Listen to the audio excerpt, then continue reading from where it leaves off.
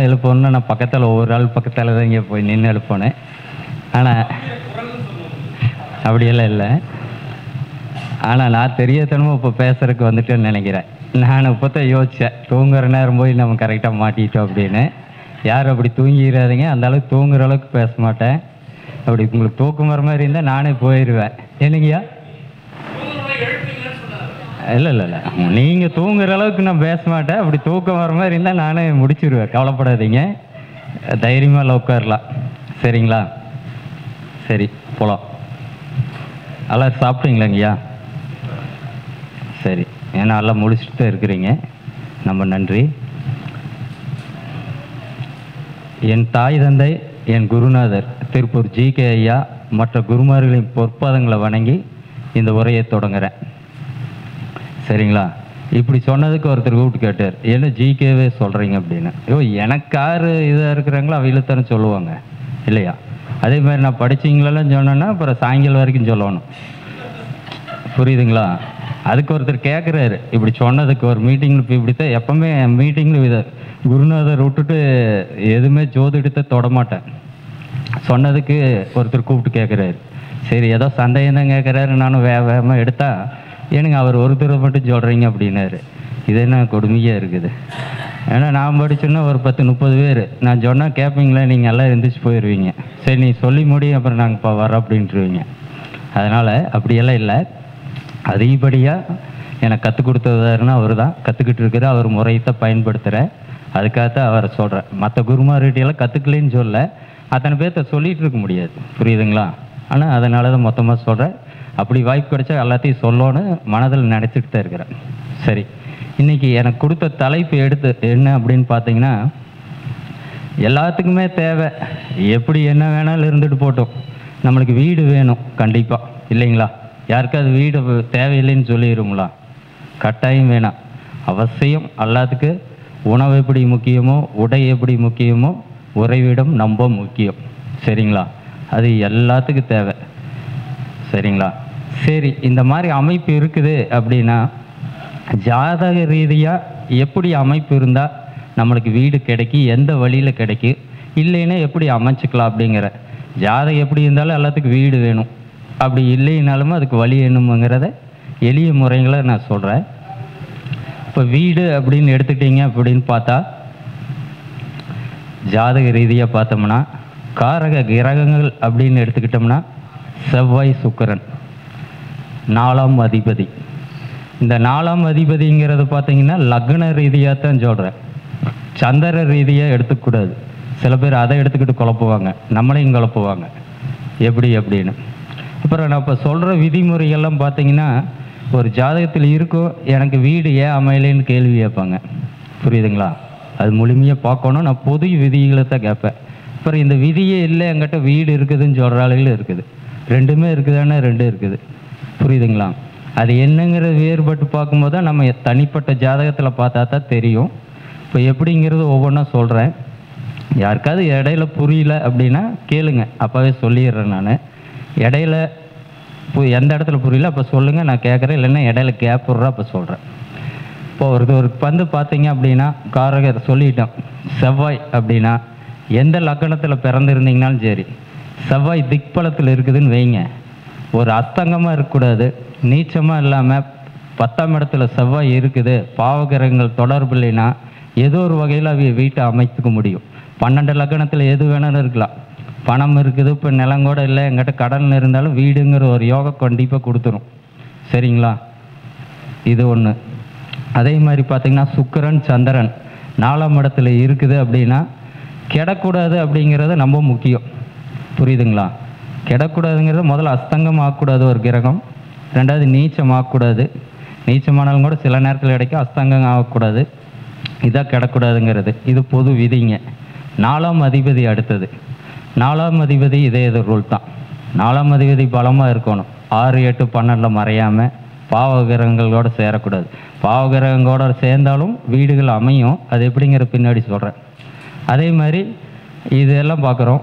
4ஆம் இடத்துல வேறு கிரகம் இருந்தாலும் சரி, அது ஆட்சியாவோ திக்பலத்திலேயோ ஏதோ ஒன்றில் இருந்தாலும் சரி, ஆட்சி உச்சம் இதில் இருந்தாலும் சரி அதுக்கும் யோகம் உண்டு. இது வந்து பொதுவான விதி. உங்கள் ஜாதகத்தில் இப்படி இருக்குதுன்னா நம்மளுக்கு ஒரு 50 மார்க்கு நீங்கள் வச்சுக்கலாம். ஒரு யோகம் உண்டு. மீதி நம்ம கொண்டு வரதை கட்டுவோம்லாம் மாட்டாங்கிறது பிரிக்க போகிறோம். இதுதான் அது. சரி, இப்போ எப்போ அப்படின்னு கேட்டிங்கன்னா 4ஆம் இடத்துல இருக்கிற கிரகமோ அல்லது 4ஆம் அதிபதியோ இந்த செவ்வாய் சுக்கிரன் இந்த கிரகங்கள் நல்ல நிலைமையில் இருக்குது அப்படின்னா நீங்கள் 4ஆம் இடங்கிறது சுய முயற்சியில் கட்டுறது. அதாவது நம்மளே ஒரு உழைத்தோ இல்லை ஏதோ ஒரு வழியில் கடன் வாங்கியோ அப்படி கட்டக்கூடிய வீடுகளை வீட்டு மனையை வந்து 4ஆம் இடம் குறிக்கும். 4 6 தொடர்பாச்சு அப்படின்னிங்கன்னா வேறொருவர் உதவினாலேன்னா அது எந்த நபர் வேணால் இருக்கலாம், உறவினர் இருக்கலாம், நண்பர்களாக இருக்கலாம், யாராக இருக்கிறது அது ஒன்று குறிக்கும். 2வது பார்த்தீங்க அப்படின்னா 2வது சொத்து, ஒரு வீடு வந்து 2வது வீடு கட்டுறது, 3வது வீடு கட்டுறது, இது எல்லாமே வந்து 4 6 தொடர்பாகுது. அப்படிங்கும்போது பார்த்தீங்கன்னா அடுத்து கொண்டு போகிறது இது 4 6க்கு உண்டான தொடர்பு. சரிங்களா? இதுதான் வந்து வீட்டுகளுக்கு உண்டான பொதுவான அமைப்பு. இப்போ இதில் கிரக சேர்க்கையும் எடுத்துக்கலாம். எப்படி அப்படின்னு பார்த்தீங்கன்னா செவ்வாய் சுக்கிரன் சேர்க்கை இருக்குது அப்படின்னா நல்ல நிலையில் இருக்கணும். அதை நான் சொல்லினாலும் நீங்கள் அதை எடுத்துக்க வேண்டாம். தவிர கரெக்டாக இருந்தது அப்படின்னா அவளுக்கு வீடு யோகங்கள் உண்டு. சரிங்களா? சந்திரன் செவ்வாய் அப்படின்னு இருந்தாலும் சரி வீடு, தோட்டங்கள், தோப்பு இந்த மாதிரி அமையும். சரிங்களா? இது ஒரு அமைப்பு. அடுத்தது குரு செவ்வாய், இதெல்லாம் சேர்க்கை சொல்கிறேன், கிரக சேர்க்கை சொல்கிறேன். இந்த மாதிரி இருக்கிறவங்களுக்கும் வீட்டு யோகங்கள் உண்டு. என்ன அந்த சதவீதங்கள் ஏற்ற இறக்கங்கள் இருக்கும். மற்ற இதையில் பார்க்கணும். நான் சொல்கிறதெல்லாம் பார்த்தீங்கன்னா 40 to 50% கண்டிப்பாக இருக்குது. அதுக்கு மேலே நீங்கள் ஒரு 10% 20% மற்றது சப்போர்ட் பண்ணிருச்சு அப்படின்னா கண்டிப்பாக உங்களால் வீட்டை கட்டிக்க முடியும். சரிங்களா? இதுதான் வீடு. சரி, இப்போ வீட்டில் வந்து எப்படி நம்ம எப்படியெல்லாம் வீட்டை கட்டுவோம்? வீடு ஆடம்பரமாக இருக்குது அப்படின்னு பார்த்தீங்க அப்படின்னா 4ஆம் அதிபதி சுக்கிரன் சூரியன் இருந்ததுன்னா பிரம்மாண்டமான வீடுகள் அமையும். இது வந்து பெரிய லெவலில் கட்டுவாங்க. இல்லை செவ்வாய் சுக்கிரன் 4ஆம் அதிபதி இணைவு நல்ல இடத்துல இருந்தது அப்படின்னா இந்த வில்லா, இந்த பீச் பங்களா அப்படியெல்லாம் சொல்கிறோம்ல, ஒரு கிராண்டாக இருக்கும். பெரிய லெவலில் கட்டுறதெல்லாம் இந்த காம்பினேஷனில் இருக்கிறதெல்லாம் வரும். சரிங்களா? இது அப்படி இருக்கிற அமைப்பு. 2வது செவ்வாய் சூரியன் இருந்தது அப்படின்னா மாடி வீடு, ஒரு ஃப்ளோர் மேலே இன்னொரு ஃப்ளோர் கட்டுவாங்க. அது சின்ன ரூமாக, அது எத்தனை மாடி வேணால் நீங்கள் கனெக்ட் பண்ணிக்கலாம். அது கூட அப்பார்ட்மெண்ட் லெவலுக்கு போகிறோம் அப்படின்னா செவ்வாய் சூரியன் குரு 3 இணைவு இருக்கும். அப்பார்ட்மெண்ட் கட்டக்கூடிய அமைப்பெல்லாம் பார்த்திங்கன்னா இப்படி இருக்கும். இதுதான் கட்டடங்களுக்கு உண்டான அமைப்பு, பொதுவான அமைப்பு. சரி, இதெல்லாம் இருக்குது, எப்போ நடக்கு அப்படிங்கிறது அடுத்த ஒரு கேள்வி. பிறந்த ஜாதகத்தில் இருக்குது, எப்போ கட்டுவேன் அப்படிங்கிறத கேள்வி. இங்கே தான் வந்து நம்ம எல்லாத்துக்குமே வந்து மாறுபடும். இருக்கிறவங்க வந்து பார்த்தீங்கன்னா இன்னும் இல்லையும் கட்டவே இல்லை, எங்கிட்ட வீடு இல்லை ஆனால் நீங்கள் சொல்கிறீங்க அப்படிம்பாங்க. 2வது பார்த்தீங்கன்னா இந்த அமைப்பே இல்லை ஆனால் நான் வீடு வச்சுருக்கிறேன் அப்படிம்பாங்க. இது எப்படி அப்படிங்கிறது பார்த்தீங்கன்னா அப்படின்னா இப்போது 4ஆம் அதிபதி 1ல் இருந்ததுன்னு வச்சுக்கோங்க. அதாவது லக்ன பாவத்தில் இருக்கிறாரு அப்படின்னா எப்படி இதுங்களா 4ஆம் இடத்துல எந்த கிரகமும் இல்லாமல் 4ஆம் இடத்துல வந்து 4ஆம் அதிபதி வந்து 1ல் இருக்கணும். உங்கள் லக்ன ரீதியாக இருக்கிறத நான் சொல்கிறது 1ல் இருந்தேன்னா கண்டிப்பாக அவங்களுக்கு ஃபுல்லாக எப்படியாவது வீட்டை கட்டிகிட்டே இருக்கும். வீடு கட்டணும் அப்படிங்கிற ஒரு எண்ணங்கள் போயிட்டே இருக்கும். அவர் சுய முயற்சியில் தான் வீட்டை கட்ட முடியும். சரிங்களா? கட்டணும். இதே 4ஆம் அதிபதி 2ல் இருந்தால் அப்படின்னா நீங்கள் சேவிங்ஸில் சேர்த்து வச்சு கட்டலாம். இல்லை நகை இந்த மாதிரி ஏதாவது ஆபரணங்கள் மூலிமா வச்சு விற்று கட்டலாம். அது மாதிரி கட்டலாம். 4ஆம் அதிபதி 3ல் இருக்குது அப்படின்னு சொன்னால் எப்படின்னு பார்த்தீங்கன்னா ஏதாவது ஒரு சொத்தை பாதி விற்று பாதியில் வீடு கட்டிக்கலாம். புரியுதுங்களா? 4ஆம் அதிபதி 3ல் இருந்தேன்னா ஒரு இடம் இருக்குது அப்படின்னா குறைஞ்சது ஒரு 10 சென்ட் இருக்குது அப்படின்னா நீங்கள் ஒரு 5 சென்ட்டை விற்று அது மூலிமா கட்டுறதுன்னா ஈஸியாக கட்டிடலாம். நான் சொல்கிறதெல்லாம் என்னென்னா எளிமையாக நீங்கள் சீக்கிரம் கட்டக்கூடியதுக்கு அமைப்பு. நீங்கள் வேறு வழியில் பண்ணுறதுனால பண்ணிக்கலாம். இந்த மாதிரி முயற்சி பண்ணிங்கன்னா கண்டிப்பாக சீக்கிரமாக நீங்கள் அமைச்சிக்கலாம். 1 4ஆம் அதிபதி 4லேயே இருக்குது அப்படின்னு சொன்னால் என்ன தாய் வழி சொத்து இல்லைன்னா தாய் வழி உறவினர் மூலிமா முயற்சி பண்ணிங்கன்னா அந்த மூலிமா அமைச்சிக்கலாம். முயற்சின்னு எப்படி பணம் வாங்கியோ ஏதோ ஒன்று அவையில் இடமோ எப்படிங்க கூட பண்ணலாம். அதுதான் வரும். 4ஆம் அதிபதி 5ல் இருந்தால் தாத்தா வகை சொத்து அப்படி. சரிங்களா? அந்த வகையில் பூர்வீக சொத்து ஏதாவது இருந்தால் பூர்வீகத்திலே வீடு அமையும். சில பேத்துக்கு 4ஆம் அதிபதி 5ல் இருந்தால் பூர்வீகத்திலே வீடு அமையும். இல்லைன்னா தாத்தா வகை சொத்து மூலிமா வீட்டை கட்டிக்கலாம். சொத்து மூலிமா அவர் வீட்டோட கொடுத்துட்டும் போகலாம், இல்லை நீங்கள் நிலம்பலத்தை கொடுத்து விற்றும் கூட கட்டலாம். எப்படி வேணாலும் அமைப்பு வரும். 4ஆம் அதிபதி 6ல் இருந்ததுன்னு வச்சுக்கோங்க, பேங்க் லோனு வாங்கி கட்டிக்கலாம். பேங்க் லோன் போட்டு முயற்சி பண்ணிங்கன்னா சீக்கிரம் வீடு அமைக்கிறதுக்கு லோனும் கிடைக்கும், இதுவும் கிடைக்கும். இல்லை அப்படின்னிங்கன்னா இப்போ நிறைய நிறுவனங்கள், பெரிய நிறுவனங்கள்லாம் பார்த்தீங்கன்னா அவையிலே வீடு கொடுப்பாங்க. ஒரு சிலருக்கு எல்லாத்துக்கும் கொடுக்குறாங்களான்னு தெரியாது. இப்படி வரக்குள்ள காலங்களில் கிடைக்கும். 4ஆம் அதிபதி 6லே இருந்தால் நீங்கள் வேலை செய்கிற இடங்கள்லையும் அவையிலே உங்களுக்கு வீடு எல்லாமே பண்ணி கொடுப்பாங்க, வசதி வாய்ப்பு அந்த மாதிரி இருக்கும். இந்த 2 இது இருக்குது. இதே 4ஆம் அதிபதி 7ல் இருக்குது அப்படின்னு வச்சுக்கோங்க, மனைவியாக இருந்தால் கணவன் மூலியமாகவோ, கணவனாக இருந்தால் மனைவி மூலியமாகவோ அந்த மாதிரி அமைத்துக்கலாம். சரிங்களா? அப்படி இது பண்ணிக்கலாம். இல்லை அப்படின்னீங்கன்னா ஏதாவது நீங்கள் ஒரு பெரிய ஒரு மருத்துவர் கிராம சைடில் இருப்பாங்க, இங்கே இல்லை இப்போல்லாம் இருக்குது 1 2 அந்த ஊரை வாங்கி உங்களுக்கு ஊரில் இருக்கிறீங்க, அந்த இருக்கிறீங்களே சேர்ந்து உங்களுக்கு ஒரு வீட்டை கொடுப்பாங்க, அமைச்சு கொடுப்பாங்க. புரியுதுங்களா? அந்த காலத்துலலாம் பார்த்தீங்கன்னா இந்த வைத்தியர் இவங்களுக்கெல்லாம் ஒரு தங்கருக்கு வீடு நிலம்புலன்னு கொடுக்குறாங்க பார்த்தீங்களா, அவங்களுக்கெல்லாம் இந்த மாதிரி அமைப்பு இருக்கிறீங்களே இதை அமைச்சிக்கலாம். 4ஆம் அதிபதி 8ல் இருக்குது அப்படின்னு சொன்னீங்கன்னா ஏதோ உயில் சொத்து யாராவது எழுதி வச்சுட்டு போயிடுவாங்க, இது என் தாத்தனுக்கு பாட்டனுக்கு இல்லை யாரும் வாரிசு இல்லாதீங்க உங்கள் பேருக்கு எழுதி வைப்பாங்க. என்னங்க தானமாக கிடைக்கும், இனமாக கிடைக்கும். இல்லைன்னா அரசில் வந்து கொடுக்குறாங்க பார்த்தீங்களா, இந்த குடிசை மாற்று வாரியம் அந்த மாதிரி ஹவுசிங் யூனிட்டு இப்படியெல்லாம் வரதில் கிடைக்கும். இல்லைன்னா ஏதோ ஒரு இழப்பீட்டில் வர பணத்து மூலிமா கூட நீங்களுக்கு அமையறதுக்கு வாய்ப்பு உண்டு. சரிங்களா? ஏதோ ஒரு இல்லை வேறு வழியில் ஒரு இழப்பீடு இல்லாமல் அதில் நடக்காது. நல்லா தெரிஞ்சுங்க.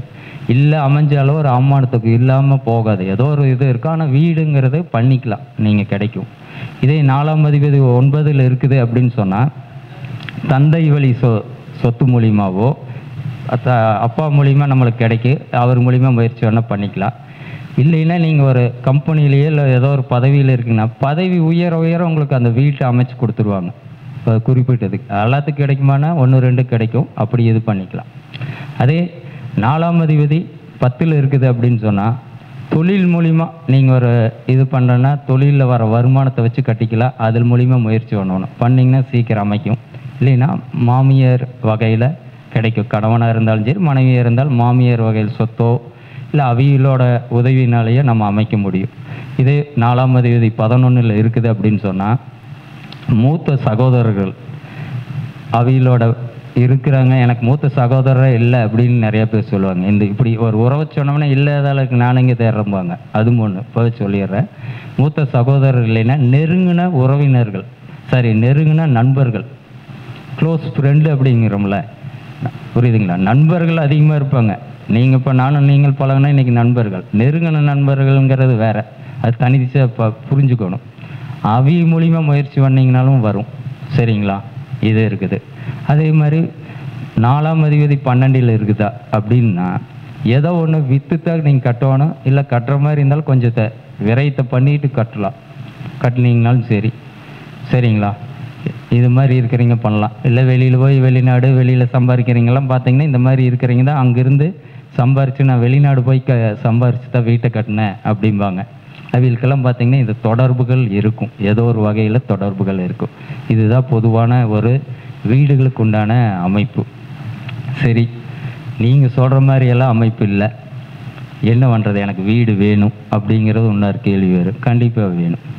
இதுக்கு என்ன எளிய பரிகாரம் அப்படின்னு பார்த்தீங்கன்னா, சென்னை அருகில் சிறுவாபுரி முருகன் அப்படிங்கிற ஆலயம் இருக்குது. சரிங்களா? சென்னை அருகில் சிறுவாபுரி முருகன் ஆலயம் அப்படிங்கிறது இருக்குது. வருடம் நீங்கள் வீடு கட்டுற வரைக்கும் செவ்வாய்க்கிழமை உங்கள் ஜென்ம நட்சத்திரம் அல்லது 4ஆம் அதிபதி நிற்கிற நட்சத்திரத்தன்று போய் தீபமேற்றி வழிபாடு பண்ணிவிட்டு, சரிங்களா, குறைஞ்சது 5 நபர்லேருந்து ஒரு 12 நபருக்கு அன்னதானம் பண்ணணும். இது ஃபுல் பண்ணால் தான் வழிபாடு பண்ண அர்த்தம். போய் சல்யூட் பண்ணிவிட்டு அங்கே கொடுக்குற பிரசாதத்தை வாங்கி நம்ம சாப்பிட்டு வெளியில் வந்ததெல்லாம் கணக்கு வராது. இது மாதிரி கண்டிப்பாக பண்ணிங்கன்னா கட்டாயம் இதுக்கு வீடு ஒரு அமைப்பு. அப்புறம் அது இல்லை அப்படின்னா வீட்லையெல்லாம் என்ன அப்படின்னு கேட்டிங்கன்னா, திருப்புகழ் அப்படிங்கிறது இருக்கும் பாடல். சரிங்களா? திருப்புகழ்னா என்னென்னு கேட்கக்கூடாது. நிறைய பேர் அப்படி கேட்குற ஆளுகள் இருக்கிறாங்க. திருப்புகழ்னா என்னங்கன்னு கேட்குறாங்க. நீ அதுக்கு தனியாக விளக்கத்துக்கு போகணும். அப்படி திருப்புகழ்னா என்னங்க பாட என்னென்னு கேட்குறீங்க? நம்ம என்ன இப்படியெல்லாம் யோசிக்க வேண்டியதே இருக்குது. என்னங்க சும்மா ஒன்று சொல்கிறது இல்லை, அதுக்கு இப்படியெல்லாம் கேள்வி வருமானு அப்போ தான் எனக்கே தெரியுது. என்னங்க அது மாதிரி. அப்புறம் நானே அதான் சந்தேகமெல்லாம் இப்படி கேட்டோம்னா, உனக்கு எப்படி, உனக்கு மட்டும் இப்படி சந்தேகம் வருதும் பாரு நம்ம குருநாதர். எப்படி எனக்கு வர்றது இல்லைங்க, நீங்கள் இப்படி கேட்குறேங்க அப்படிங்கிற. பொதுவாக நான் வந்து என்ன பண்ணிட்டேன், ஒரு தடவை இப்படித்தான் ஒருத்தர் ஜாதகம் பார்த்துட்டு ஒருத்தர்கிட்ட சொல்கிறேன். அப்புறம் ஐயா நீங்கள் என்ன பண்ணுறீங்கன்னா, வேலைக்கு போகிறேங்க, எனக்கு நேரமே இல்லை அப்படின்னா. அப்புறம் நானும் உங்களுக்கு எப்போ முடியுமோ அப்போ போய் கும்பிடுங்கய்யா, அப்போவே போகணும் இல்லை, உங்களுக்கு சந்தர்ப்ப சூழ்நிலைகள் இருந்தால் போய் கும்பிடுங்க, இல்லைன்னா உங்களுக்கு முடிஞ்சப்போ கும்பிடுங்கன்னு. அப்புறம் அவரும் போய் கும்பிடுறாரு. கும்பிட்டு உடனே எனக்கு ஃபோன் பண்ணுறாங்க. நைட்டு 11:30க்கு ஃபோன் வருது. இது என்னடா நம்மளுக்கு. அப்புறம் எடுத்து என்னென்னா, நீங்கள் யாருங்க, நீங்கள் தான் சொன்னீங்க அப்படின்னாங்க. அப்புறம் யார் என்னென்னா, அப்புறம் சரி என்ன சொன்னாங்கன்னா, இந்த மாதிரி நீங்கள் தான் கோயிலில் போய் வழிபாடு பண்ண சொன்னீங்களாமா அப்படின்னு. ஆமாங்க அப்படின்னேன். அப்புறம் என்ன ஏதுன்னு கேட்டுட்டு அப்புறம் அவர் கொடுங்க யாருன்னு பேசுகிறார். ஐயா நான் இப்போ தானே பார்த்தேன், இந்த மாதிரி நீங்கள் சொன்னீங்களா அப்படின்னா. அப்புறம் ஆமாம் நான் சொன்னது ஞாபகம் இருக்குது. அவர் என்ன பண்ணியிருக்கிறாரு, நைட்டு 11:30 மணிக்கு போய் கோயிலை சுற்றி இருக்கிறார். பார்த்துக்குங்க. நான் யதார்த்தமாக வந்து உங்களுக்கு முடிஞ்ச நேரத்துக்கு போனால், அவர் வேலை முடிஞ்சிட்டு நைட் டியூட்டி முடிச்சு 11:30 மணிக்கு போய் கோயிலை சுற்றி இருக்கிறார். அப்புறம் அங்கே கேட்டிருக்கிறேங்க, நீங்கள் எதுக்கு கோயில் சுற்றிட்டு இருக்கிறீன்னு. அப்புறம் அவர் ஜோசியர் சொன்னாருங்க அப்படின்ட்டு இருக்கிறார். அவர் சொன்னதுனால அர்த்தமாக சொல்லியிருக்கணும். இது எப்போ நைட் 12 மணிக்கு நடக்குது. பார்த்துக்குங்க. இதெல்லாம் சொல்கிறது ஒவ்வொன்றா நீங்கள் நம்ம அதை புரிஞ்சு எப்படி எடுத்துக்கிறாங்கன்னு தெரியுறதில்ல மக்கள். அப்படியெல்லாம் நடக்குது.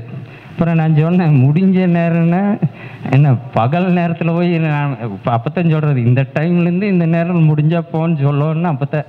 இப்போ சொல்கிறவங்களுக்கெல்லாம் இப்போ அப்படித்தான் சேர்த்து சொல்லிகிட்டு இருக்கிறேன். சில பேர் கேட்குறாங்க, இது எங்களுக்கு தெரியாதாங்கிறாங்க. என்ன அப்புறம் உனக்கு தெரியும், ஆனால் இப்படி பிரச்சனை வந்ததுன்னா அப்புறம் அப்படிங்களாங்கிறாங்க. அது மாதிரி எதுக்கு சொல்கிறேன்னா, இதுதான் நம்ம புரிதல் அப்படிங்கிறது தான் ரொம்ப முக்கியம். அந்த மாதிரி வழிபாடு பண்ணிங்கன்னா போதும். இதுதான் வந்துங்க ஒரு வீடு கட்டுறதுக்கு நம்ம அமைச்சிக்கலாம், இல்லைன்னா வீடு அமையும் அப்படிங்கிறத நம்ம தெரிஞ்சுக்கலாம். புரியுதுங்களா? அதை நீங்கள் ரெண்டாவது இதுக்கு அப்படியே பார்த்தீங்கன்னா வாஸ்து. அடுத்து வீட்டுக்கு வந்துட்டோம். சொல்லுங்கம்மா. திருப்புகழில் இருங்க, திருப்புகழ் ஆமாம்.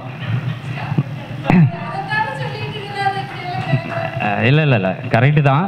திருப்புகழம்மா 724வது பாடலுங்கம்மா. சரிங்களா?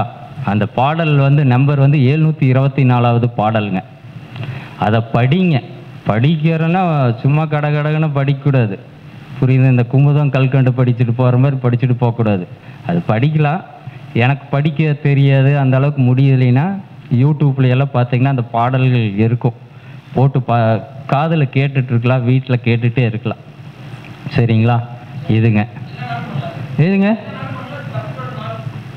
அனைத்து நாளும் பண்ணலாம்.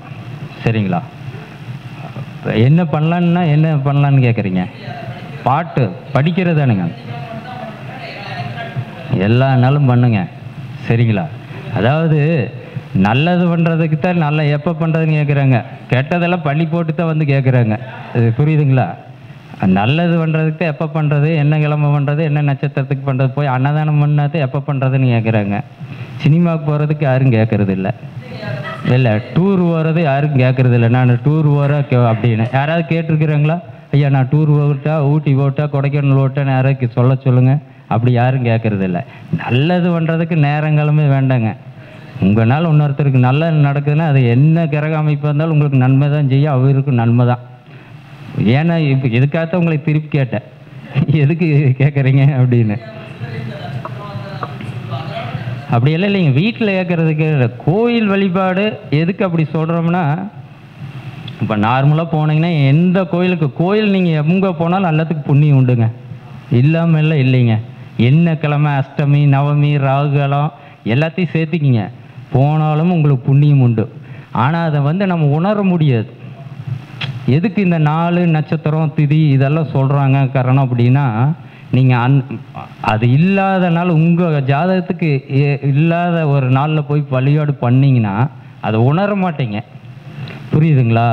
நீங்கள் வேணால் ஒரு கோயில் எடுத்துக்கோங்க, சூஸ் பண்ணிக்கிங்க. வாரத்தில் 5 நாள் போங்க, ஒரே கோயில் ஒரே நேரத்தை சூஸ் பண்ணிக்கிங்க. ஒரே மாதிரி ஃபீல் பண்ணுறீங்களான்னு பாருங்கள். ஒரு நாளைக்கு முட்டி மோதுவேன், ஒரு நாளைக்கு வந்து காலை தூக்குவேன், ஒரு நாளைக்கு செருப்பு தூக்கிட்டு ஓடிடுவேன். அதெல்லாம் மாறும். புரியுதுங்களா? நான் சொல்கிறது புரியுதுங்களா? அந்த மாதிரி இருக்குது. இல்லைன்னா நீங்கள் போனே நடை சாத்திடுவான். இந்த மாதிரி பிரச்சனையெல்லாம் வரும். ஏன் அப்புறம் வருது அப்படிங்கிறத நம்மளுக்கு ஃபேவரானதை எடுத்து அதை பண்ணிக்கிறோம். இருக்கிறத பெட்டராக பண்ணிக்கிறோம். முடிஞ்சது. முடியலைன்னா நீங்கள் எப்போ வேணால் போகல, எப்போ வேணாலும் அவர் சொல்கிற மாதிரி போயிடாதீங்க. அது என்ன ஏதுன்னு தெரிஞ்சு அந்த நடைமுறைக்கு என்னவோ இருக்குதோ அந்த நேரத்துங்களுக்கு போங்க, அந்த நாளில் போங்க. சரிங்களா? எப்படிங்கய்யா? செவ்வாய் சுக்கர சேர்க்கை இருக்குது, கெட்டு போயிடுச்சு. அப்படி கெட்டுருச்சுன்னா எப்படி சொல்கிறீங்க? ரைட். இப்போ செவ்வாய் சுக்கரன் அப்படிங்கிறது கெட்டுருச்சு அப்படிங்கிறாரு. பாவகிரகங்கள் அப்படிங்கிறது சொல்கிறார். செவ்வாய் சுக்கரன் இருக்குது அப்படின்னு சொன்னால் கேதுன்னா கடன் வாங்கிக்கிங்க. புரியுதுங்களா? உங்கள் கடன் வாங்கிக்கினா அங்கேயும் வந்துடுவாங்க நம்மகிட்ட, நீங்கள் தான் சொன்னான்னு. அப்படி சொல்லக்கூடாது. உங்களால் முடிஞ்சது, நல்லா கேட்டுங்க, உங்களால் கட்ட முடிஞ்சது. அப்புறம் வீட்டை கட்டி கடங்காரன் ஆகிட்டா ஜோசியர் சொல்லின்னு வரக்கூடாது. புரியுதுங்களா? அல்ல, நான் படித்தது கம்மிங்கய்யா. எனக்கு கேள்வி கேட்டு தான் பாதி பாடத்தை படிக்க வச்சாங்க. என்ன இப்போ ஏன்னா அப்படிச்சா கேள்வி அப்படித்தான் வரும். நான் இதை போய் கேட்டால் சிரிப்பார். அவர் சொல்லுவார், எப்படி உனக்கு மட்டும் தேடிட்டு வந்து இப்படி கேட்குறேன்னு. நான் தான் சொல்லுவேன், உங்களுக்கு வரதெல்லாம் ஈஸியான ஜாதகமாக வந்துடுது. 5 நிமிஷம் சொன்னீங்கன்னா அவங்க கேட்டு போயிடுறான். நான் 2 மணி நேரம் சொன்னேன்னா அப்புறம் 2வது நாள் கூப்பிட்டு அது சந்தேகங்கிறாங்க அப்படின்னு சிரிப்பார். அப்படித்தான் இருக்கு. அதனால் கேட்டு கேட்டு பழகிருச்சு. சொல்லும்போது அதுக்குன்னு இல்லைங்க, அவிகளுக்கு அந்த நாலேஜ் தெரியாது. அவி பண்ணுறத நான் போய் கேட்டேன்னா எனக்கு அதே மாதிரி புரிதல் இருக்காது. கரெக்டுங்களா? அது மாதிரி இருக்குதுல்ல, அதுதான் சொல்கிறது. இது மாதிரி இந்த ஃப்ளவர் மெடிசன் கொடுத்தால் அப்படித்தான், சாப்பிட்டனையும் சாப்பிட்டா, சாப்பிடாதுக்கு முன்னாடி சாப்பிட்டா அப்படிம்பாங்க. அது மாதிரி நிறையா அது நம்ம பழகிட்டோம்.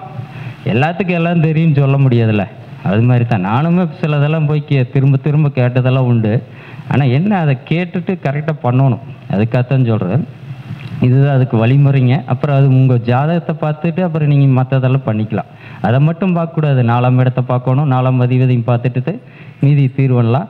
ஆனால் இந்த சிறுவாபுரி முருகன் வழிபாடும் இந்த திருப்புகழ் இந்த இதையும் வந்து யார் ஒருவர் தொடர்ந்து பண்ணிங்கன்னா உங்களுக்கு இந்த அமைப்பில் எனக்கு கட்டவே முடியாதுனாலும் முயற்சி பண்ணி இதை பண்ணி நம்பிக்கையோடு பண்ணிங்கன்னா போதும்.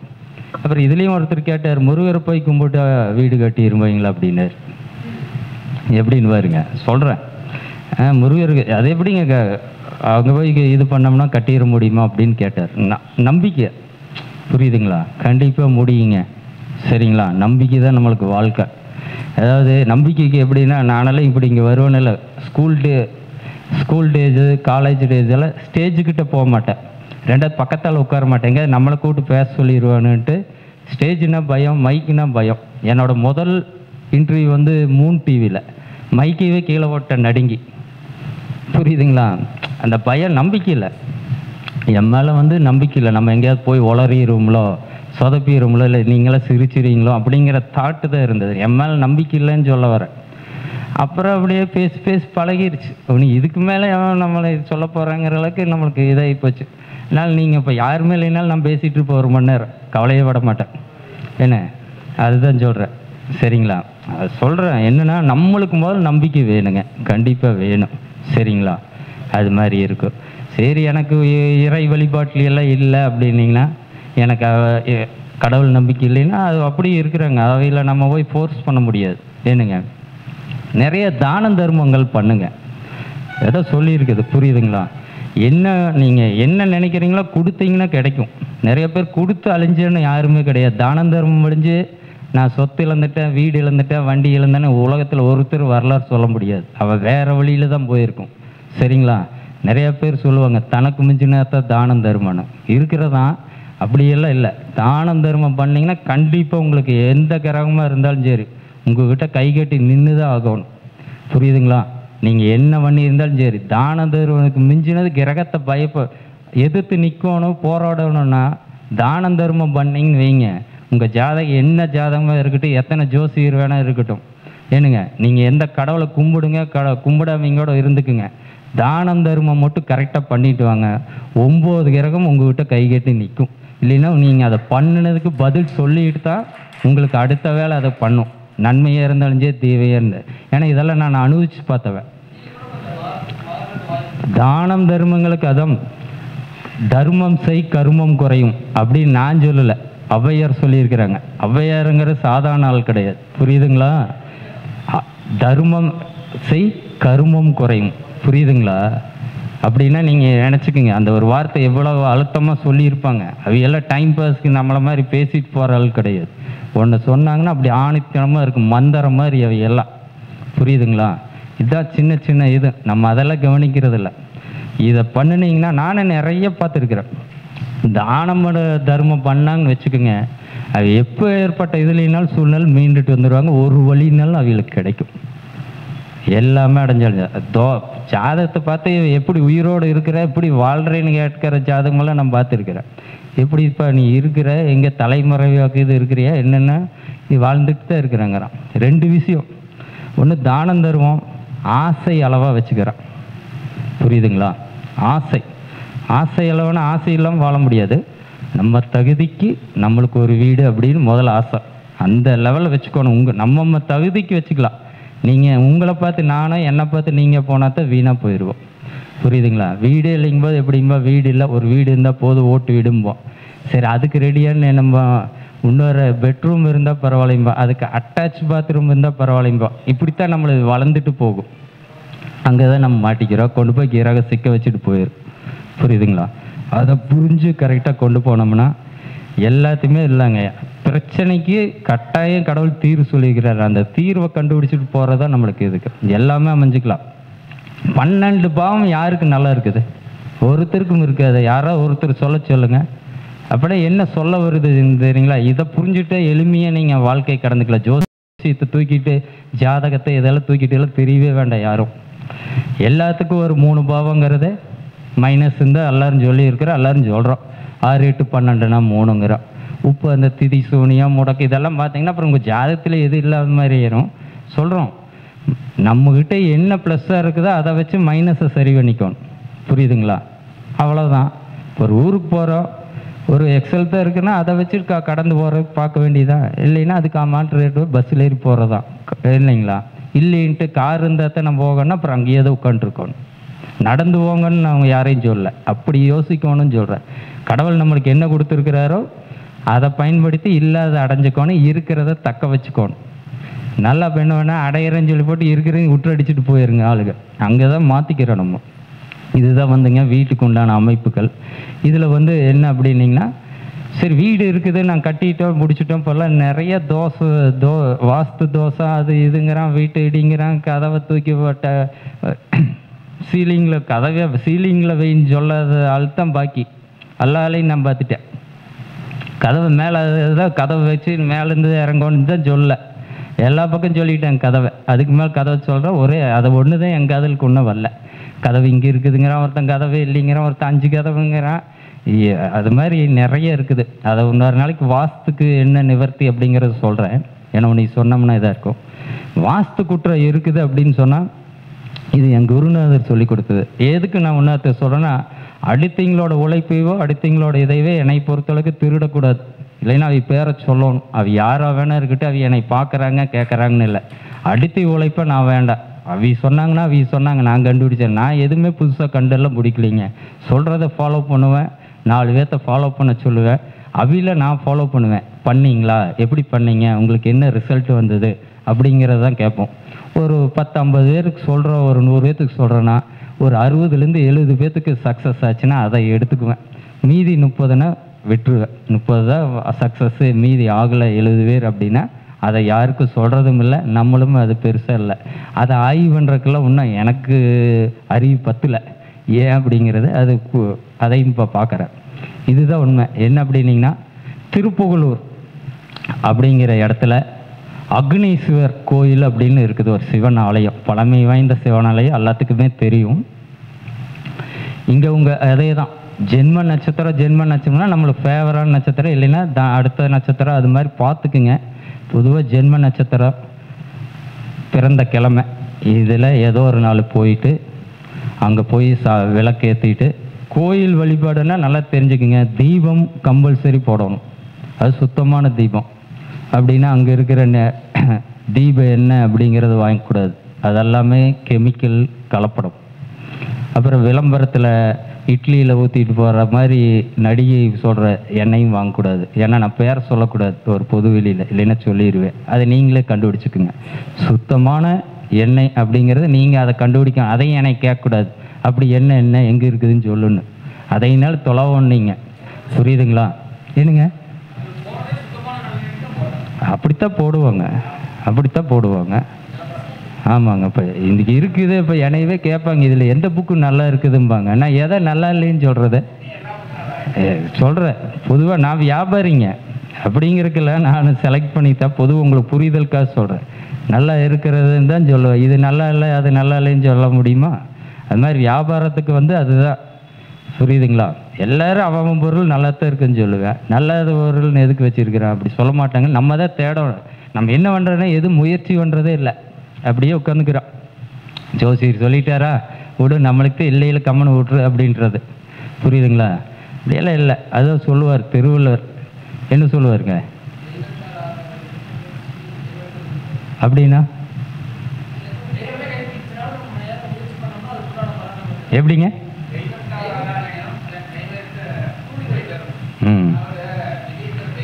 இல்லை, கரெக்டு தான், நீங்கள் சொல்கிறது கரெக்டு தான். நானும் இப்படித்தான் நினச்சிட்டே இருந்தேன். தெய்வத்தால் ஆகாதனில் முயற்சிதன் மெய்வேற்க கூலி தரும் அப்படின்னா, சரி கடவுளேன்னா சரி நம்ம ஜாதகத்தில் இல்லாத ஒரு அமைப்பு, முயற்சி ஒன்றா கிடைக்கும் அப்படித்தான் அர்த்தம். நான் அப்படித்தான் உள்வாங்கினேன். நீங்கள் எப்படி வாங்கினீங்களோ தெரியல அப்படின்னு. அது எப்படி அப்படின்னா, தெய்வத்தை மீறி அப்படின்னா நம்ம எல்லாம் பண்ணுற மாதிரி ஒன்று இருக்கும்ல, அப்படி கரெக்டா? முயற்சி பண்ணோம்னா அப்புறம் தெய்வம் இல்லைனாலும் நம்ம அடைஞ்சிடலாங்கிறதான் அர்த்தம். அப்படியெல்லாம் கிடையாது. அதுக்கு ஜோசப் அப்படிங்கிறவர் ஒரு இடையில தான் ஒரு யூடியூப் சேனல் போட்டிருந்தேன், அதுக்கு பார்த்தேன். அவர் சொல்லியிருந்தார் பாருங்க, தெய்வம் அப்படிங்கிறத எப்படி தெரியுங்களா? திருவள்ளுவர் தெய்வம்னா நம்ம கும்புற சாமி சொல்ல, நம்மளோட பாவ புண்ணிய உள் வினைகளை சொல்லியிருக்கிறார். புரியுதுங்களா? எங்கே இப்போ மேட்ச் ஆகுதுன்னு பாருங்க ஜாதகத்துக்கு.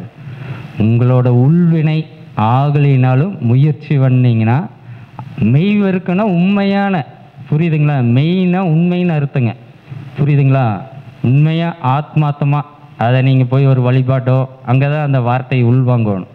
ஏனுங்க, உண்மையாக ஒரு முயற்சி பண்ணிங்கனாலோ உண்டிங்கன்னா அதுக்கு உண்டான பலன் கண்டிப்பாக உண்டு. ஏனுங்க, எவ்வளோ இப்போ நீங்கள் சொல்கிறீங்க எவ்வளோ வேலை செய்கிறையோ அவ்வளோ காசு அப்படிங்கிற மாதிரி பீஸ் ரேட் மாதிரி. ஏனுங்க, 5 பண்ண இந்த 5 ரூபா, நீங்கள் வீடு கட்டுறதுக்கு 5 லட்சம்னா 5 லட்சத்துக்கு பண்ணிட்டீங்கன்னா வாங்கிட்டு போகலாம். இதுதான் அதுக்கு அர்த்தம். சரிங்களா? இது எதுக்கு சொல்கிறேன்னா, அப்படி இந்த அக்னீஸ்வர் கோயில் அப்படிங்கிறதுக்கு வந்துடுவோம். திருப்புகழ்ங்கிற இடத்துல அக்னீஸ்வர் சகல வாஸ்து தோஷத்தையுமே நீக்கக்கூடிய ஸ்தலங்க. புரியுதுங்களா? இதில் இன்னும் என்ன அப்படின்னு பார்த்தீங்கன்னா, புதுசாக வீடு இல்லைங்கிறீங்களா, அங்கே போனீங்கன்னா செங்கல் வச்சு பூஜை பண்ணுவாங்க. அந்த சைடு இருக்கிறவங்கள கேளுங்க, வச்சு பூஜை பண்ணி கொடுப்பாங்க. அதை வாங்கிட்டு வீட்டில் வச்சுக்குங்க. வச்சுட்டு நீங்கள் எப்போ போல் பூஜை பண்ணுறதெல்லாம் பண்ணுங்க. சரிங்களா?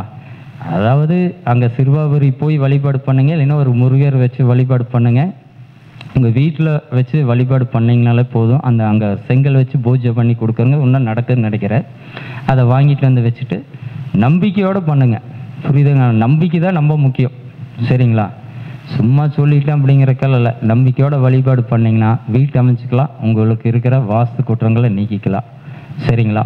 அப்புறம் இதில் ஒரு வாஸ்துங்கிறது என்னன்னீங்கன்னா, நல்ல ஜோதிடர் வாஸ்து சைட்டுக்கு போய் எல்லாம் பார்த்து வாஸ்து குற்றத்தை கண்டுபிடிக்கணும்னு அவசியமே இல்லை. என்னை பொறுத்தளவுக்கு உட்கார்ந்த இடத்துலேருந்தே சொல்லலாம்.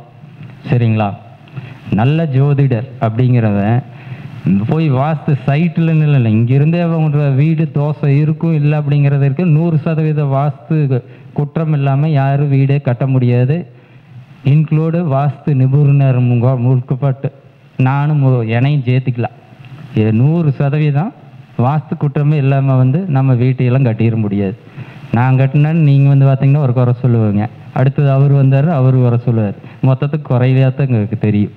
அப்படியெல்லாம் இல்லை, நம்ம ஜாதகத்தை பார்த்தா எந்த அளவுக்கு அதை வந்து சரி செய்துக்க முடியுமோ அந்த அளவுக்கு சரி பண்ணிக்கலாம். புரியுதுங்களா? எதுக்கு சொல்கிறேன் அப்படின்னா, நிறையா கேட்குறாங்க, சார் இப்படி ஒருத்தர் வந்தார், அங்கே கதவாகாது ஜன்னலாகாது நல்லா பிடிங்கி போட்டோம்னா அப்புறம் கட்டடமே இருக்காது, இடித்து தரமட்டம் வைத்து உட்காந்துருக்கணும். புரியுதுங்களா? தெரியல என்ன பண்ணுறது. அப்புறம் எல்லாத்துக்கும் வடக்கு கிழக்கு சைட்டு வேணுன்னா மேற்கு தெற்கு இருக்கிறதுனால என்ன பண்ணுவேன்? இப்போ இருக்கிற காலத்தில் வீட்டுக்கே வழி இல்லை, அப்புறம் அது ஒன்று வேணும். அப்படியெல்லாம் இல்லை. இடங்கள் வாங்கிட்டு சுத்தமாக நல்ல இடமா தேர்ந்தெடுக்கணும். வாஸ்து முக்கியமானா கண்டிப்பாக முக்கியம். எப்படின்னு கேட்டிங்கன்னா, திருமணம் பொறுத்த எப்படி முக்கியமோ அது மாதிரி மனை வாஸ்து சாஸ்திரம் ரொம்ப முக்கியங்க. முதல்லலாம் தெரியல, ஒரு 10 வருஷ காலமாக நம்ம இதெல்லாம் பேசுகிறோம், எல்லோரும் கேட்குறங்காட்டி கொஞ்சம் எல்லாத்துக்கும் தெரியுது. இதுக்கு முன்னாடியெல்லாம் வீட்டை கட்டினீங்க என்ன பண்ணுறது? அதுக்கு தான் சொல்கிறேன், அந்த திருப்புகலூருங்கிற அக்னீஸ்வர் ஆலயம் சென்று வழிபட்டு வாங்க. வீட்டில் தீபம் போட்டு வழிபட்டு வாங்க. இதெல்லாம் சின்ன சின்ன பரிகாரம் நிறைய இருக்குது. அடுத்த ஒரு இதில் வந்து இதுகளுக்கு உண்டான பரிகாரம், வாஸ்து குற்றத்தை எப்படியெல்லாம் சரி பண்ணலாம் அப்படிங்கிறத சொல்கிறேன். இதில் வேறு ஏதாவது சந்தேகங்கள் இருக்குதுங்களா? யாருக்காவது இருந்ததுன்னா கேளுங்க. யாருக்கு எந்த சந்தேகம் இல்லையா? இதெல்லாம் பாருங்கள், நீங்களும் வர ஜாதகத்துக்கு இதுக்கெல்லாம் ஒப்பிட்டு பாருங்கள். சரியாக வந்து எடுத்துக்கோங்க, இல்லைன்னா எப்படிங்கிறது பாருங்கள். உங்களுக்கு ஏதாவது வேறு இது மாதிரி பாயிண்ட் இருக்குது அப்படின்னாலும் சொல்லுங்கள், நானும் அதை பார்க்குறேன், ஆய்வு பண்ணி பார்க்குறேன். இந்த வாய்ப்பை கொடுத்த ஈசன் ஜோதிட அறக்கட்டளை நிர்வாகிகள் அவர்களுக்கும் ஐயா பண்டிட் பாலசுப ஐயா அவர்களுக்கும் என் நெஞ்சார்ந்த நன்றிகளை தெரிவிக்கிறேன். இவ்வளோ நேரம் அமைதியாக கேட்டு நீங்களும் எனக்கு சின்ன சின்ன ஊக்கமும் சில கேள்வி கேட்டீங்க. உங்கள்கிட்டருந்து நான் சில கற்றுக்கிட்டேன். உங்களுக்கும் நெஞ்சார்ந்த நன்றியை சொல்லுது என்னை உரையை முடித்துக்கொள்கிறேன். நன்றி, வணக்கம்.